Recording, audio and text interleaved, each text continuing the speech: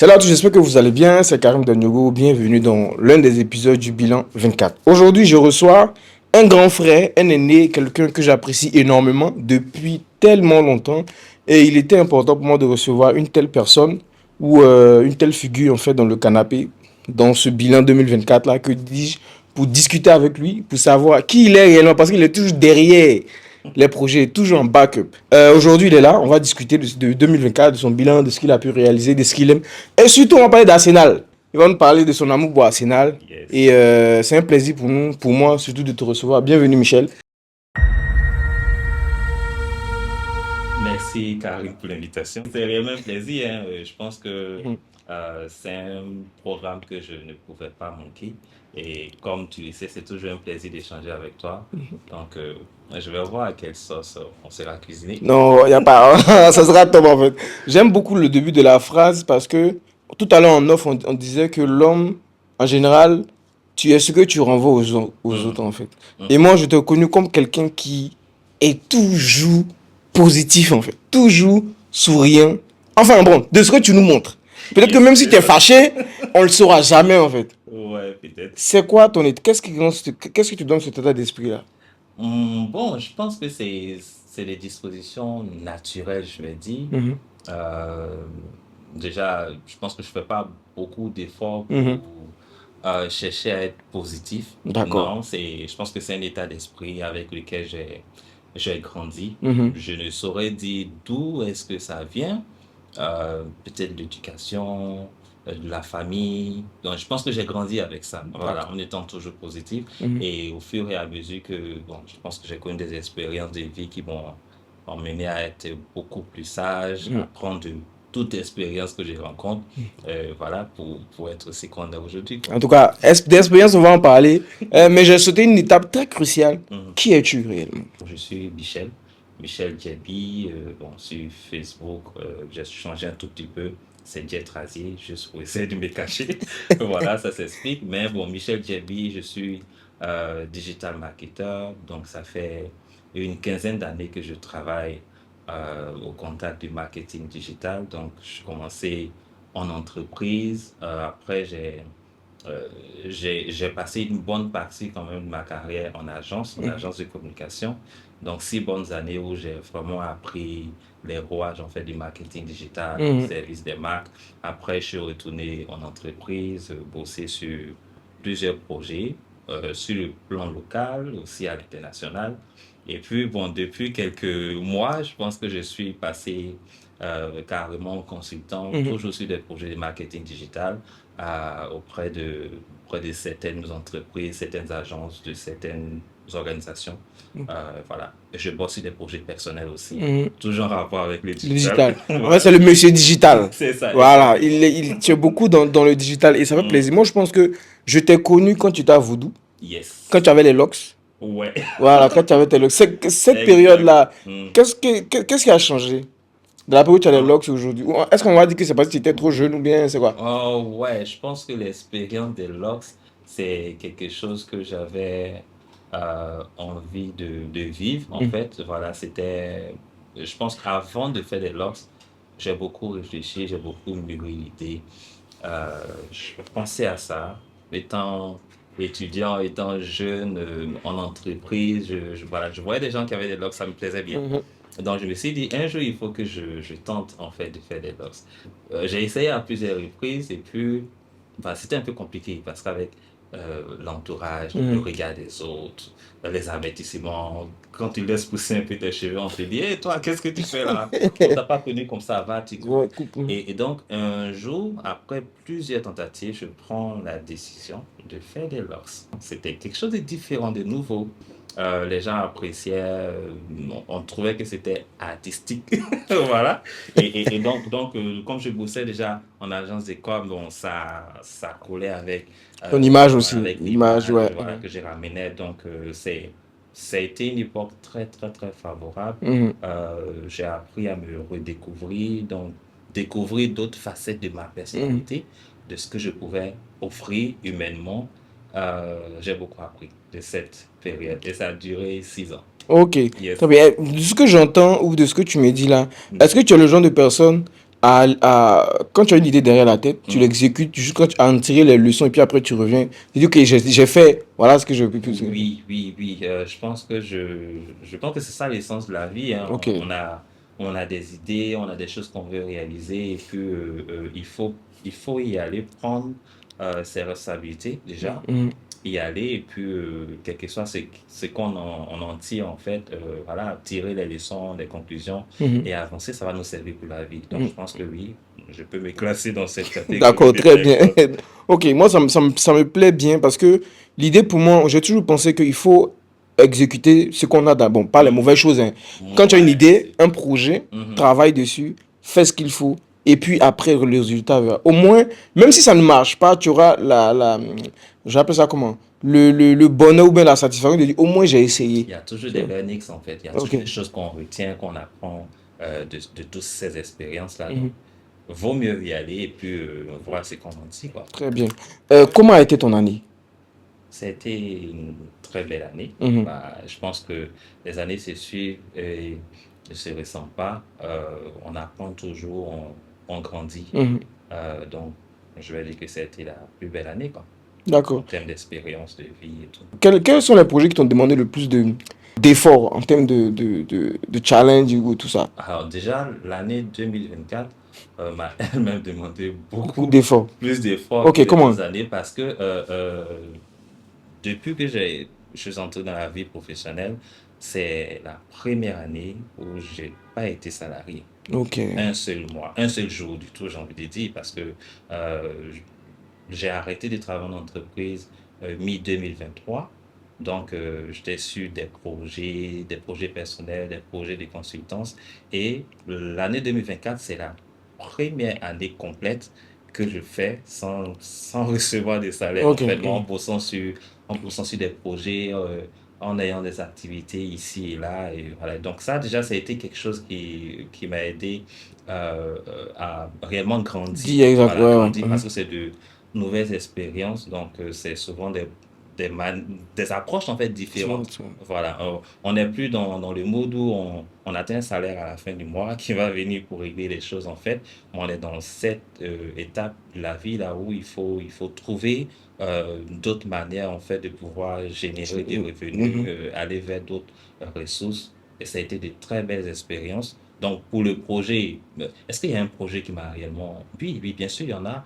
Je pense que c'est le projet personnel euh, que j'ai créé depuis 2023 qui porte sur l'accompagnement professionnel et la correction des CV.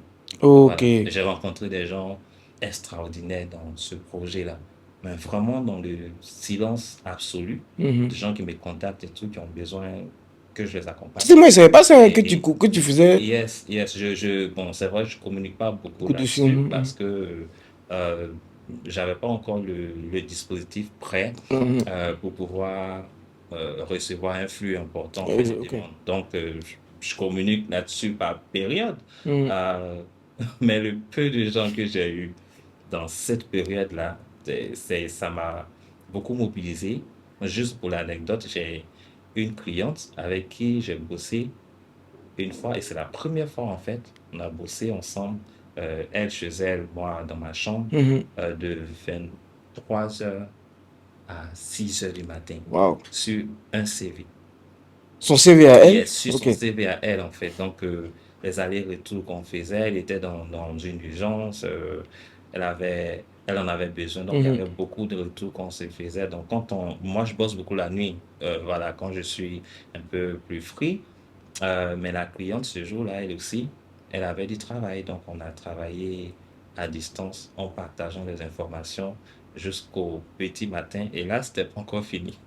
On est allé se Ah, reposer. ça, On est allé se revenu. reposer et voilà, on est revenu le dimanche après-midi. On a fini pratiquement en fin de Mhm. journée, le dimanche.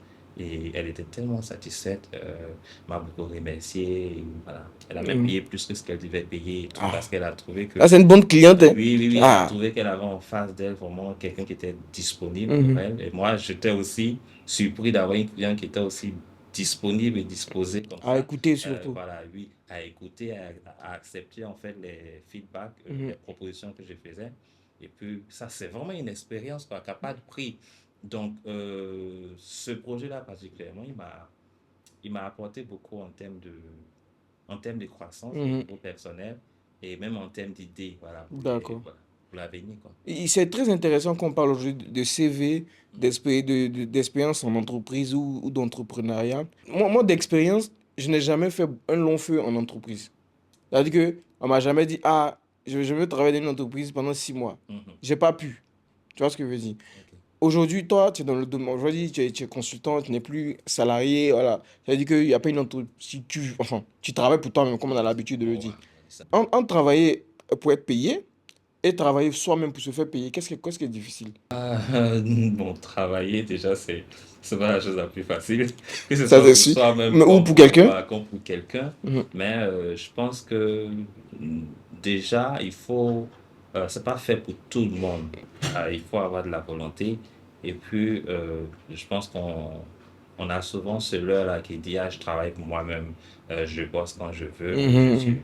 plus libre, mais on bosse jamais pour soi-même à Soi-même. 100% parce que même quand on travaille pour soi-même, on a des clients qu'on doit Satisfait? servir, voilà, et même le revenu qu'on a Mhm. dépend souvent du volume, en fait, du volume de travail on exécute, de ce Mhm. on peut délivrer. Donc, de ce qui est difficile, là, je commence juste une aventure, hein, donc Mhm.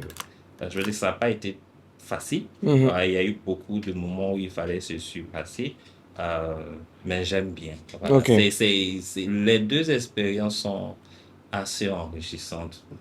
Mais travailler pour soi demande beaucoup plus de discipline. Je vais dire ça comme ça. Mhm. Beaucoup plus de discipline parce que il faut se mettre soi-même la pression pour Mhm. aller chercher des Des résultats. résultats. Et il faut avoir l'intelligence de se fixer vraiment des objectifs. Objectif. Voilà, et puis d'aller les chercher. Toi-même, tu fixes l'objectif, Et puis, toi, toi-même, tu tu vas parles, le chercher. ouais. Voilà, c'est Ça pas fait comme en deux entreprise. fois plus de boulot. Voilà, c'est pas comme en Où entreprise on où, te par exemple, fixe, tu arrives, on te fixe des objectifs et puis tu à dois la les fin du atteindre. mois, tu as un revenu. Souvent même, bon, dans certaines boîtes où c'est pas très suivi, si tu as atteint l'objectif, tu n'as pas atteint, bah écoute, Tu es à la payé. fin, tu as ton salaire en fait. Très. Alors que là, il faut que tu fasses le job Mhm. pour espérer recevoir quelque chose. Mhm. Et souvent même, comme on le sait, hein, c'est pas sur place que tu reçois Le- les le- revenus, mais il faut faire le travail. Il faut avoir conscience que tu dois faire le travail aujourd'hui pour espérer récolter quelque chose plus tard. Je pense que c'est beaucoup plus contraignant, c'est Mhm. vrai,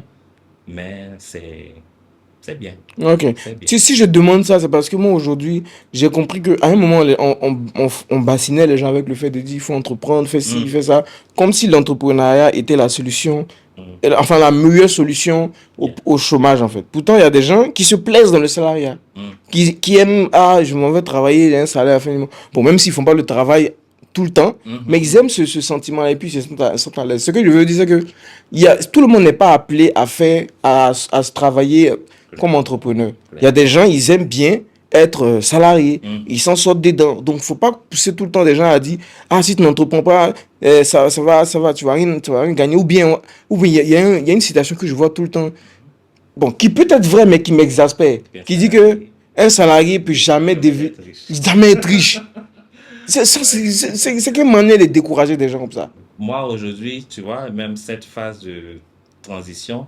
j'ai eu du mal, en fait, à me qualifier d'entrepreneur, en Ok. fait. Mhm. Quoique j'ai une entreprise, j'ai des entreprises, on va dire ça comme ça, et voilà, qui fonctionnent déjà depuis un certain nombre d'années, qui ont des résultats.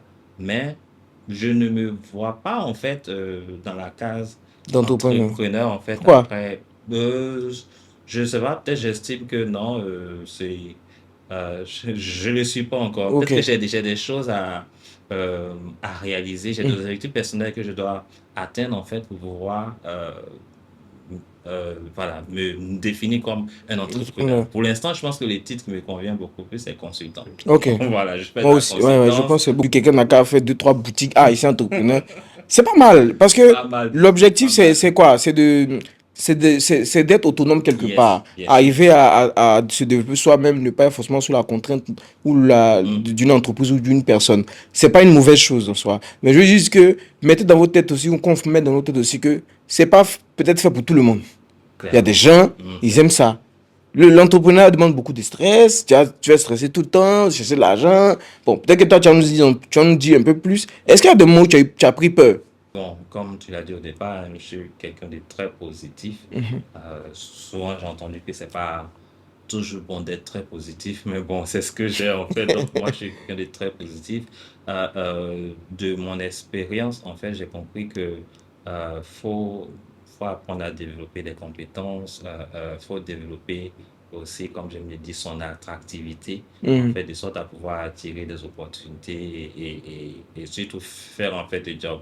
Souvent, je demande dans mes postes et tout qui aimerait gagner combien, 10 Ou 10 millions, 000, ou ouais. bien quelle est la plus grosse somme que tu aimerais gagner en ce moment et tout. Je vois des gens qui disent, voilà, 100 millions, 1 milliard et tout, etc. Le truc, c'est que il est important de comprendre que quand on a un objectif financier qu'on recherche, il faut qu'on soit prêt à faire les efforts Pour au niveau de atteindre. cet Ok, objectif-là. d'accord. Donc, ça fait que moi, personnellement, je me sens dans l'obligation d'être toujours en mouvement, en activité. Parce que je sais que, par exemple, on cultive, en fait, on met la graine en terre aujourd'hui, les fruits ne sortent pas immédiatement. Mhm. Les fruits vont sortir plusieurs semaines, plusieurs mois après. Donc, avoir peur de quoi? De manquer De d'argent et tout. subsistance quelque part. Non, je pense que je suis plus au niveau où je dois avoir peur. Je suis au niveau où je sais que euh, je dois faire des choses maintenant si je veux avoir des résultats plus tard. Plus tard, ok. Donc, ça fait que je suis tout le temps en train de bosser, en train de réfléchir sur des projets. Exactement. Voilà, non, pas eu peur sur Très ce bien. point. Je suis de ceux qui pensent que si le travail, quand tu es en mouvement, Mhm. on parle un peu de Dieu, quand tu es en mouvement, Dieu aussi il est en mouvement avec toi. Yes, Ah, yes. même moi, par exemple, je vais pas te mentir, souvent, il y a certaines périodes où je me dis, hey, c'est chaud, comment je vais faire? Tel client n'a plus répondu, ou bien tel client veut plus, ou bien, bon, je sais même pas quoi. Il peut passer un ou 2 mois où j'ai pas vraiment de clients. Mais Mhm. je reste persuadé sur une seule chose. Même si j'ai pas de clients, j'ai du boulot. Mhm. C'est-à-dire que j'ai des choses à faire. Parce que je crois au process, en fait. Le Yes. fait de travailler bien, surtout, de Mhm. façon excellente, ça va Mhm. forcément attirer ce que ça doit attirer. Michel, quelle est la place de la spiritualité dans ce que tu fais? Bah, je pense que la spiritualité, c'est tout, c'est la base. C'est le socle, en fait, parce que tout ce qu'on fait aujourd'hui, j'avais dit, a une base spirituelle. En Mhm. fait, il y a, comme on le dit, toute chose est spirituelle avant d'être matérielle. Tout ce qu'on a aujourd'hui est le fruit d'une idée, d'une imagination. Le t-shirt que tu portes aujourd'hui, tu vois, c'est quelqu'un qui l'a pensé. Mhm, exactement. Et aujourd'hui, c'est là, en fait. Le micro qu'on a devant nous, la montre que tu portes, le téléphone que tu as. En fait, tout ce qu'on a aujourd'hui de physique, là, vient euh, d'une dimension invisible, en Mhm. fait. Ça, je sais que tu le sais. Oui, bien. Voilà. Ouais, très bien. Quand on a conscience de ça, on sait que les choses ne sont pas simples. Les choses ne sont pas juste physiques comme on les voit là juste autour de nous. Et il faut prendre conscience de cette réalité spirituelle là et s'attacher, j'ai envie de dire, euh, à l'entité en laquelle on croit. Mhm, Ceux qui sont chrétiens vont dire ah, Dieu, Jésus et mhm, tout, etc. Celui qui est musulman, ouais, comme toi, Allah et mhm, tout. mhm. Voilà. Mais il y a quand même cette entité spirituelle qu'on ne voit pas, dont on est convaincu de la présence, voilà, par la foi, à laquelle il est important, à laquelle je pense qu'il est important de se connecter. Mhm. En tout cas, moi, dans mon process à moi, c'est très important euh, de pouvoir mettre Dieu au cœur de tout ce qu'on fait. C'est, et je pense que cette année même, euh, j'ai vécu des dimensions de connexion spirituelle beaucoup plus fortes, en fait. Mhm. Des situations comme je n'aime pas vraiment paniquer face aux Ouais, ouais. situations, Mhm. des situations où c'était un peu compliqué. Et puis, je reste calme. Et puis, je fais ma prière intérieurement. Et je parle à Dieu. Euh, récemment, c'était chaud, j'étais à Dakar. Une situation que je cherchais à régler, on était à Abidjan. ici à Abidjan, j'arrivais pas à la régler. Et dès que j'arrive à Dakar, la situation avait commencé à se compliquer. Mais je suis à plusieurs Loin. kilomètres, en Ouais. fait, je suis loin, je suis pas sur place. Mais tu sais ce que j'ai fait? J'ai fléchi genoux dans ma chambre, en fait. Mais en fait, j'ai fléchi genoux et j'ai fait une prière et puis j'ai dit à Dieu, au Dieu auquel je crois, je dis, mais Dieu, en fait, faut que Regarde bien cette en histoire. fait, faut que tu fasses quelque chose là, en fait. Ouais. Il faut que tu joues rôle. Et je l'ai dit, quoi, mais crée une situation parce que là, ça peut pas se passer comme ça. J'ai prié sérieusement, je me suis endormi. Pas moins de 24 heures après, la situation est arrivée, en fait. Mais ça, c'est pas maintenant que je connais, c'est pas maintenant que j'entends parler de Dieu, c'est pas maintenant que j'ai une relation avec Dieu. Mais ça, quand ça se passe comme ça, j'ai envie de dire, ça renforce, Encore plus le. oui, encore plus ma foi, en Mhm. fait, en ce en quoi je crois depuis plusieurs années parce que je me suis dit, mais attends, j'étais là, sur place. Ça n'a pas. J'essayais de régler la C'était situation. pas possible. Peut-être que j'essayais de régler par mes propres forces, en Exactement. Ouais, fait, c'est ça et ça aussi. ne bougeait pas du tout, les lignes ne bougeaient pas. Il a fallu que je parte quelque part et que ça commence à bouger. Je fléchis le genou, je prie, et comme je l'ai dit, c'est des solutions qui sont venues à moi. C'est même pas moi qui suis allé chercher et courir dans tous les sens. Et ça, si tu mets pas la spiritualité au cœur de tout ce que tu fais, bon, vraiment, je sais pas trop, Ça quoi. va être Donc, compliqué. voilà, je sais pas comment les gens, d'autres arrivent hein, à pouvoir vivre sans cette dimension spirituelle, mais c'est très important dans tout ce qu'on fait aujourd'hui. Euh, voilà, très Ouais. important. Moi, je pense que c'est au-delà même de l'importance, je pense que c'est primordial. Bon, pour ceux qui croient Mhm, en quelque chose ou quoi que ce soit, nous, chez nous, on dit que mhm. tu peux pas. Fais ce que tu as à faire. Mais tout ce qui concerne la concrétisation de ce que tu es en train de faire Ouais. est dans les mains d'un être supérieur à toi. Donc, que ça se complique ou que ça va, Mhm. on a l'expression qui dit, genre, Alhamdulillah, ça, c'est pas grave. Ouais, C'est gâté, exactement. Alhamdulillah. C'est pas gâté, Alhamdulillah. Allons-y à ça. Donc, allons, merci, allons avec ça. Et C'est Michel, important. qu'est-ce que toi tu souhaites que tes enfants retiennent de toi? Quand ils vont de cette vidéo, je sais pas, 20 ans après, qu'est-ce que Ouais. tu. Parce que, qu'est-ce que tu leur. Qu'est-ce que tu pourrais leur dire Hmm. qu'ils comprendront à l'âge où ils verront cette vidéo par exemple? C'est un peu compliqué, Bah, tu vois la question. ouais, je vois la Ok. question. Mais non, non, je pense que c'est un exercice assez intéressant déjà. Mes enfants, mes filles, ben, j'ai deux filles hein, en ce moment, pendant qu'on fait cette vidéo, la première a 7 ans, la deuxième a 4 ans. Pour elles, je suis le meilleur papa du monde. Oui, elles le disent tout le temps et tout. Et j'ai développé cette habitude-là de vraiment donner beaucoup d'amour à mes filles.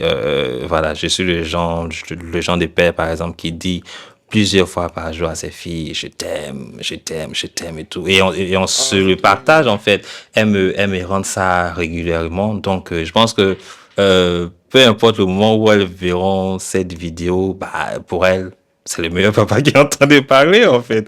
Et je pense que je travaille sur moi pour être, pour elles, le meilleur papa du monde. Voilà celui qu'elles ont toujours connu. Et aussi pour tous ceux que je connais, en fait, être la meilleure personne possible. Hmm. Je pense que j'ai lu quelque part qu'il est important pour nous d'être pour les autres la meilleure personne qu'elle peut rencontrer sur la terre en fait. Donc je pense que si chacun de nous s'attelle en fait à être pour son prochain Une meilleure personne. voilà la meilleure personne qu'elle rencontre, Oui. on a un meilleur monde en fait. Tu Exactement, ouais, comprends? Donc exact. donc je pense que c'est ça, c'est ce qui guide en fait mes actions, mes pensées. On n'est pas parfait, c'est vrai, mais on travaille toujours sur soi pour donner le meilleur et tout possible à notre entourage. D'accord. Mm. Les filles, c'est papa qui a parlé, c'est le meilleur papa qui a parlé. Moi, ça me fait plaisir d'entendre ça aussi parce que je suis pas encore père, mais ça me donne, ça m'enseigne aussi. Yeah. C'est l'amour que tu donnes que tu reçois en retour. Mais Quand tu c'est as ces deux magique, petites hein. filles, comme tu leur donnes, bah, tu Oui, donnes aussi et puis ça te rend heureux aussi. oui, c'est magique. Et en tout cas pour ceux qui ont la grâce d'être parents déjà, mais c'est une expérience unique. En tout cas, je te souhaite de vivre ça. Amen. Voilà, mais c'est vraiment quelque chose de très, très, très intéressant. J'ai vraiment des discussions avec mes filles, voilà, qui sont vraiment de l'ordre du surnaturel souvent. On sait, tous les enfants posent vraiment des questions et tout, souvent des questions auxquelles tu n'as pas de réponse. Mais tu discutes avec elles, en fait, des questions qui vont très loin, en fait. Est-ce que tu as une idée d'une question que tu as donnée Euh, ou là, ouais. Oui, je pense que c'est la plus grande qui pose souvent beaucoup de questions. La dernière, elle suit, mais la plus grande, euh, euh, euh, alors elle est très, très calée dans les chiffres aussi, en fait, mais elle va te ramener, par exemple, à part en 2000, euh, en 2600, tu auras quel âge? Là, papa, 2600 là. Voilà. Elle va te ramener, par exemple, des questions, par exemple, en l'an 3000. En l'an 3000, j'aurai quel âge? Alors que tu t'es dit, en l'an 3000, on n'est plus là, quoi. On est plus là. On n'est plus là, personne n'est plus là, en fait, et tout. Et donc, elle te ramène souvent des questions comme ça, avec toute son innocence, et bon, voilà, tu lui dis, bon, souvent tu réponds, mais tu lui dis, laisse tomber, allons-y d'autres choses et tout.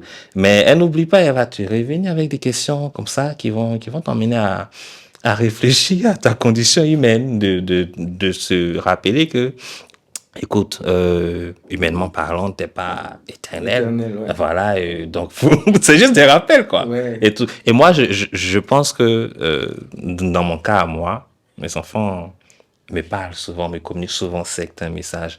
La dernière fois, la plus grande, elle est venue, elle me dit, papa, je connais tes objectifs de 2025. J'ai dit, OK. Hein? C'est quoi, c'est quoi les objectifs, mes objectifs de 2025?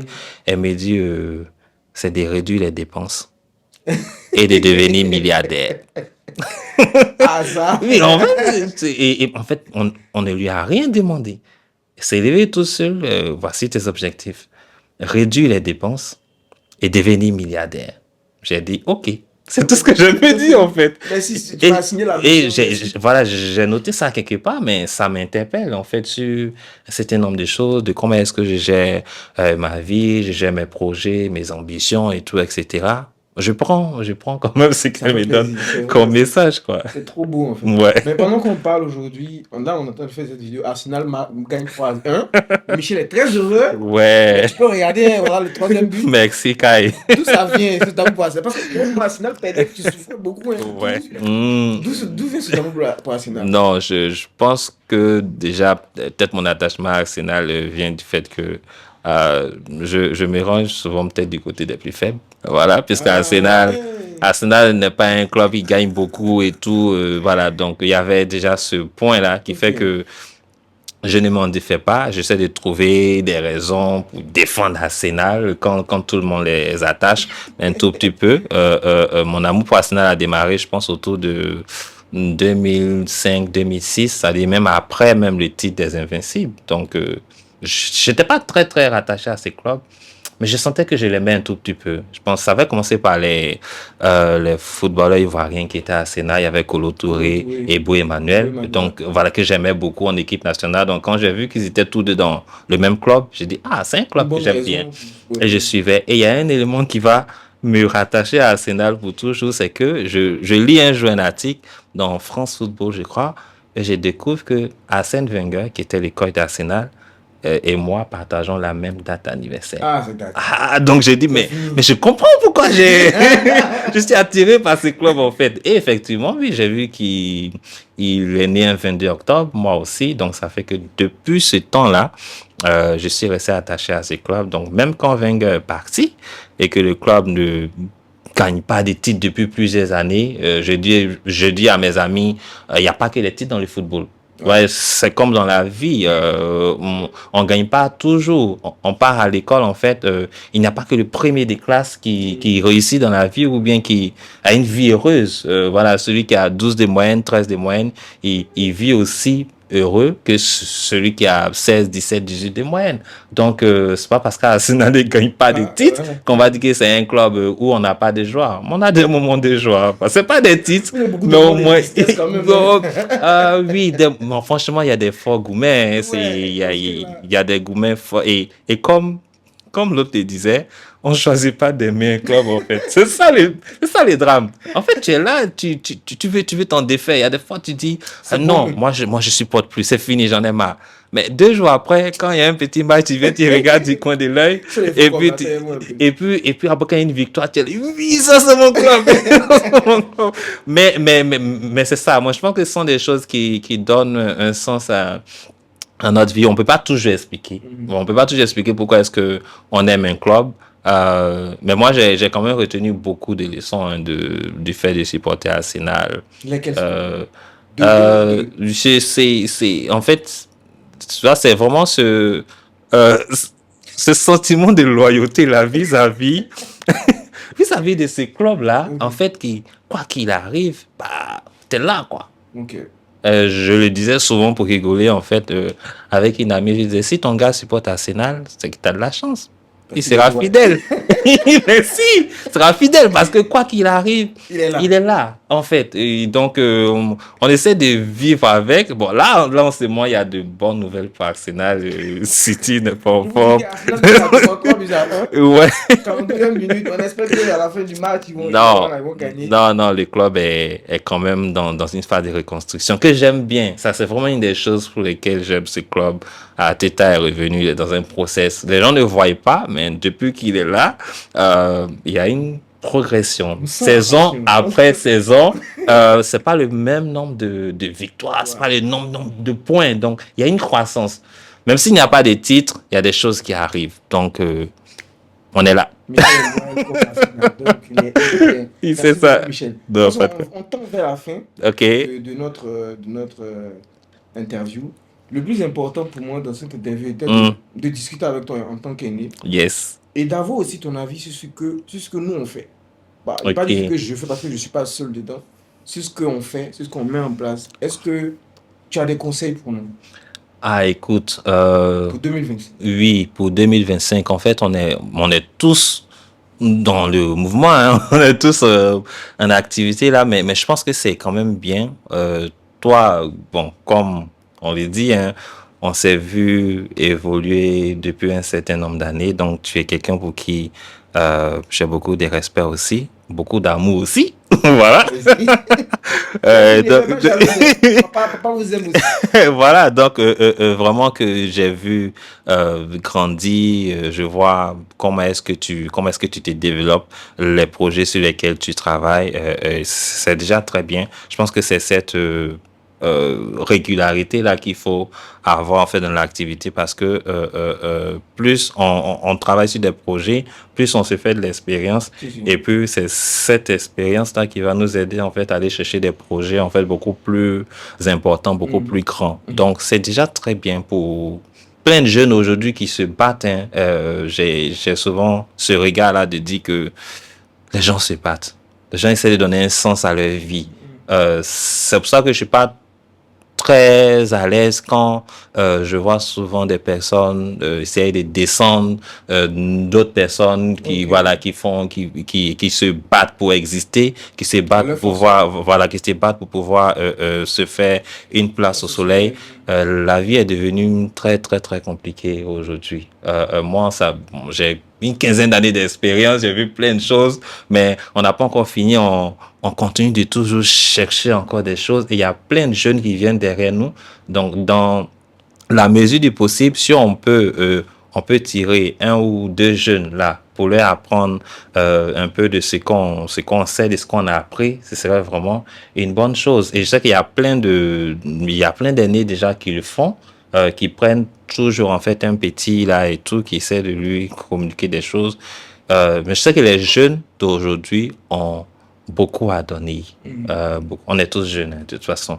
Beaucoup à donner. Il y a beaucoup de transmissions qu'il faut déjà faire, de sorte à ce qu'il y ait une vague qui monte ensemble. Et il n'y a que le travail, en fait, qui paye. Donc, il faut croire en ses capacités, en son potentiel, et toujours travailler, toujours trouver des choses en fait qui vont nous permettre de pouvoir nous mettre en mouvement, parce que il n'y a que ce qu'on sème aujourd'hui qu'on pourra récolter demain. Donc si on ne fait rien, Ça veut dire qu'on n'est pas en train de s'aimer. Il arrive un moment où on aura des besoins. Ce qui nous restera à faire, c'est quoi? C'est soit d'étendre la main et tout. Alors que si on avait commencé à semer à travers certaines actions ici et là, voilà, le moment de la récolte viendrait et puis on aurait déjà quelque chose à se mettre sous la dent. Ok, ça fait plaisir d'entendre ça. C'est beau comme message de fin. Je pense que l'objectif pour nous et pour tout ce qu'on est en train de faire, c'est toujours de s'aimer.